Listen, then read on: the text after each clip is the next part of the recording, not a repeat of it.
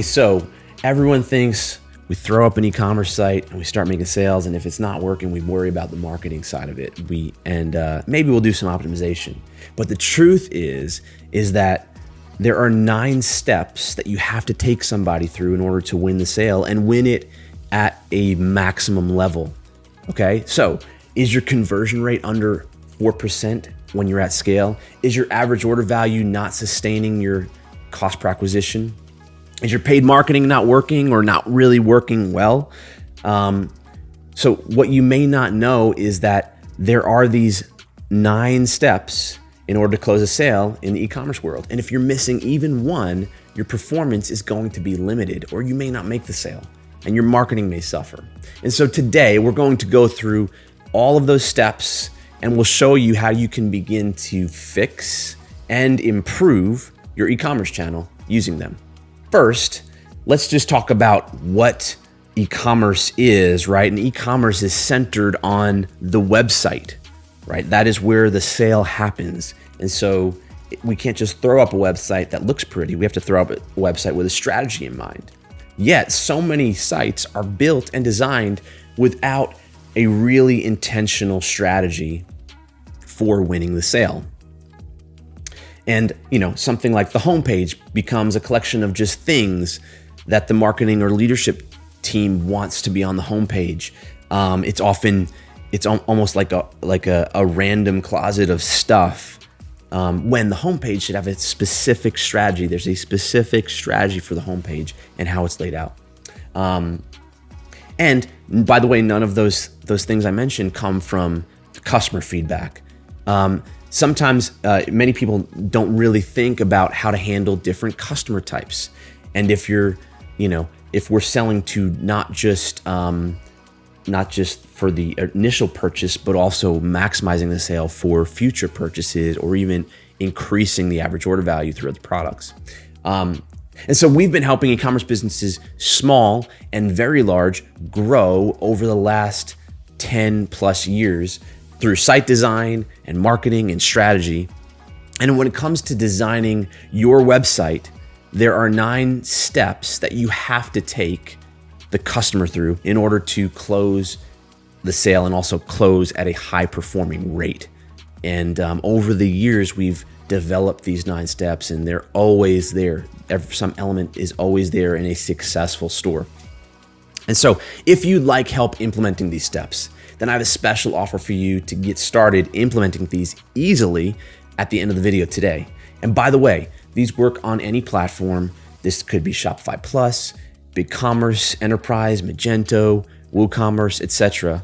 They're just not platform dependent because the user doesn't care about what platform you're on. But there are certain platforms that make implementing these things easier, or also doing them in a fast and scalable way when the way your store operates. And so if you'd like to learn more about the various platforms like Shopify Plus, Magento, BigCommerce Enterprise, WooCommerce, and all those things, and sort of the differences and features and benefits and when you should use those, we'll actually link to another video and article talking through what those differences are.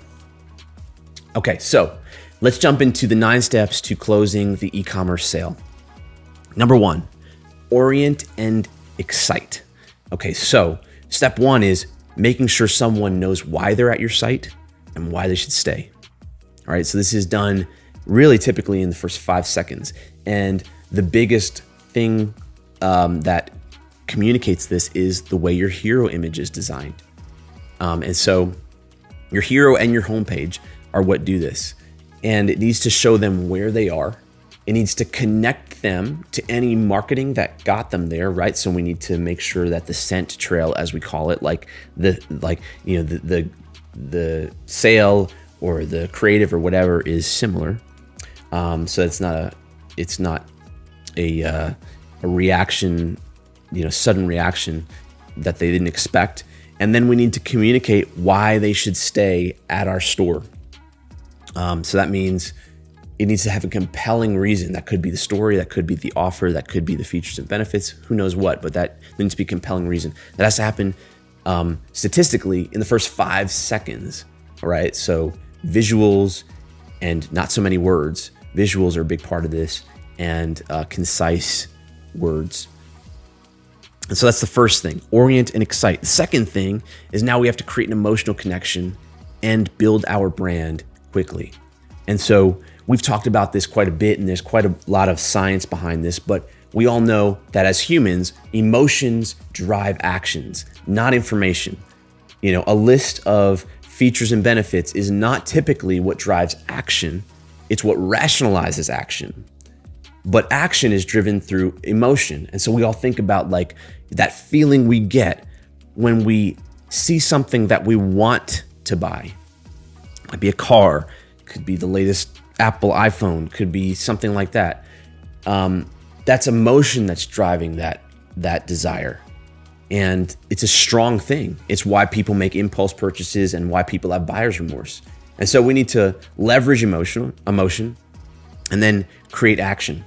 Now we use that emotion, then we back it up with information. So this emotion might be it's comes across in a few different ways, but it's the way you display your products, and literally like the creativity and beauty behind it might be one part of it. It's often the story behind your product or your brand, and literally in an emotion that you want to create in the person that is looking at your product. That emotion might be excitement. For a company like Groove Life, it's adventure. That emotion could be fear-based, but we want to create an emotion that sticks and causes action to happen. And this has happened, by the way, these things happen throughout your site. And there are also 3 cells, SELLS, that you have to make for every sale. And that the first one is emotional sell. You have to sell them emotionally. The second is logical. You have to sell them logically. You have to let them rationalize their decision.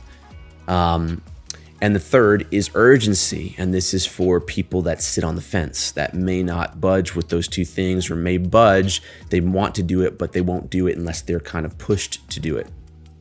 And we kind of go deeper into those 3 philosophies in other articles that we can link to.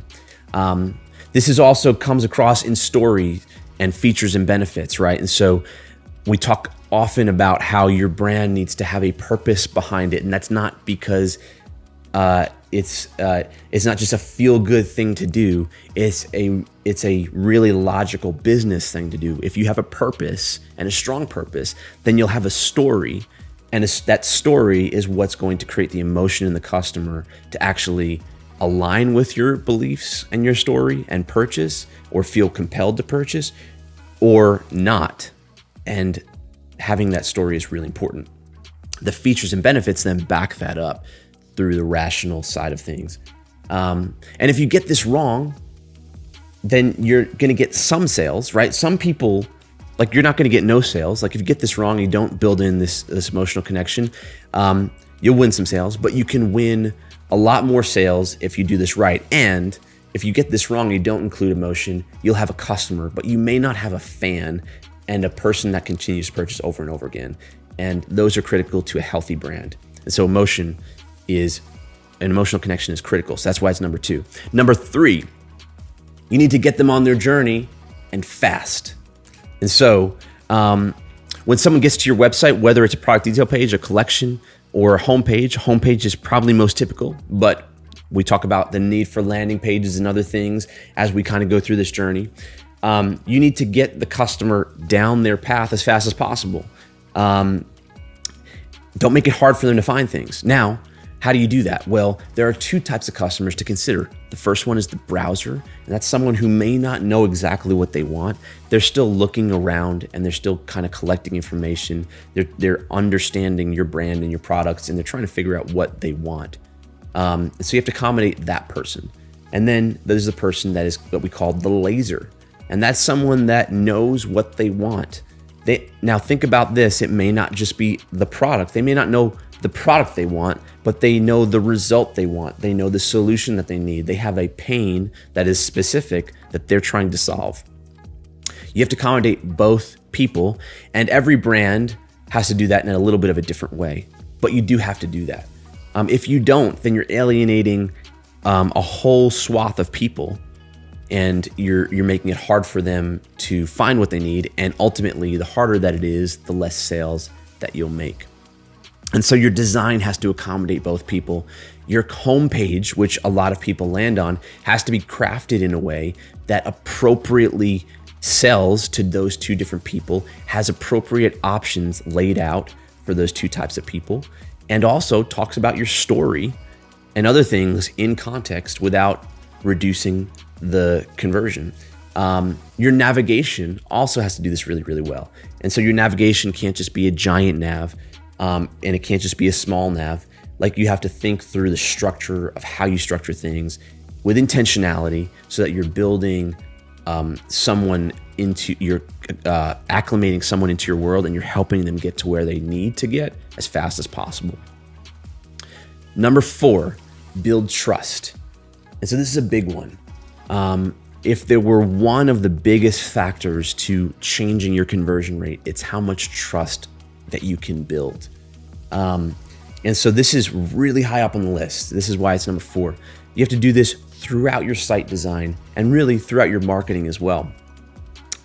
One of the best ways to do that is through social proof. And so if you're in e-commerce, you need to really leverage reviews and the ability to aggregate reviews, to incentivize people to give you reviews, in order your ability to respond to reviews and to take negative criticism appropriately, and also your ability to send those reviews to other platforms to extend that social proof.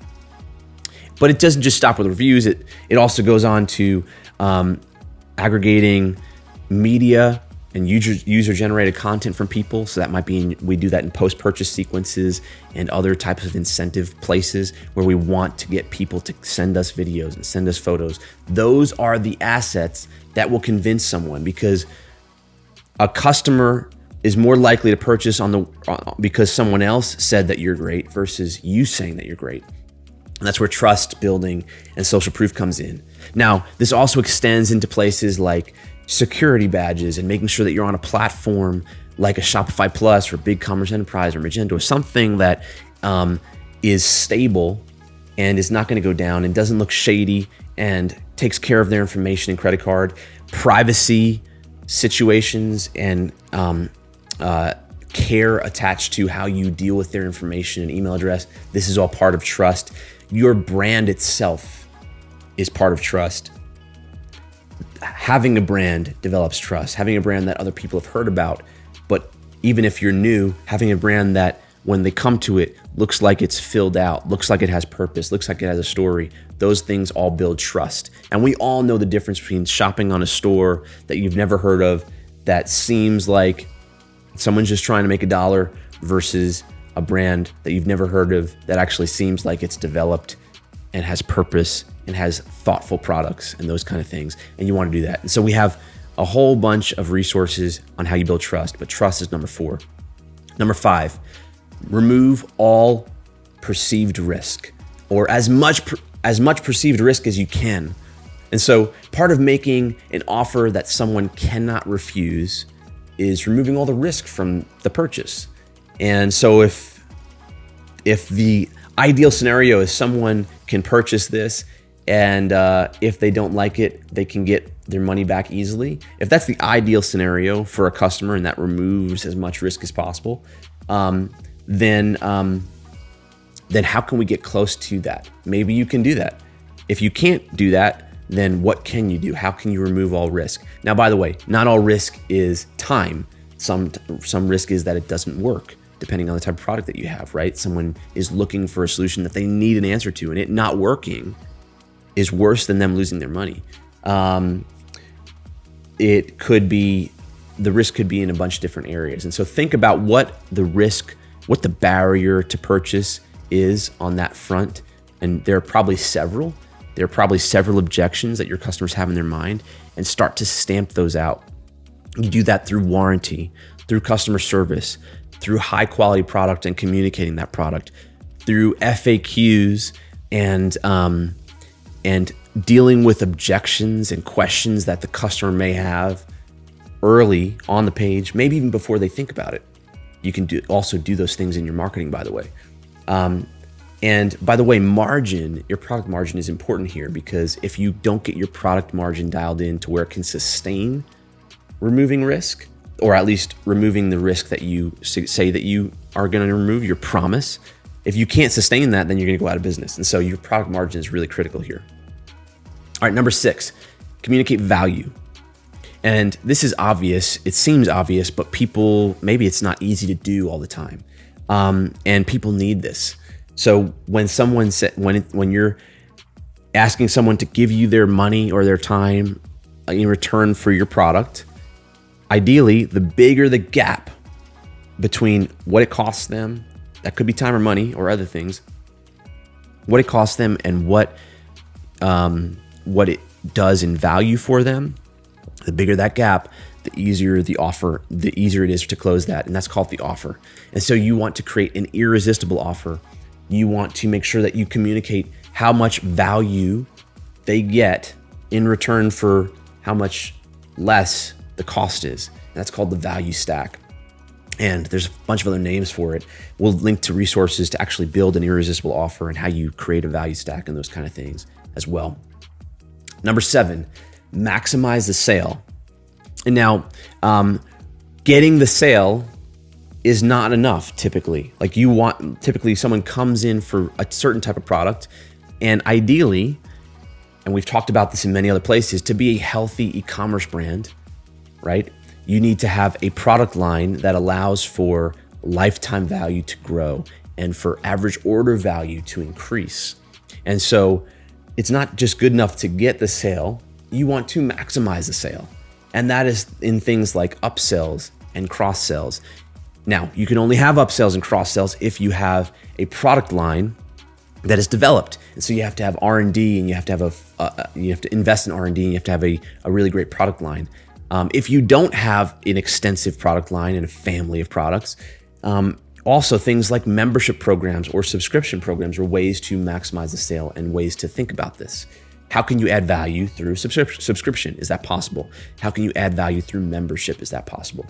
And then also using post-purchase sequences and post-purchase upsells in order to maximize the sale are other ways of doing this. And we can kind of dig into those in other articles as well. Number 8, win back those who don't purchase. Now, there's going to be a bunch of people who don't actually purchase, right? If your conversion rate is great, it might be 4 or 5%. Let's say it's 5%. That means 95% of people are not going to purchase. 95% of traffic that comes to your site is not going to actually end in a purchase, at least not then.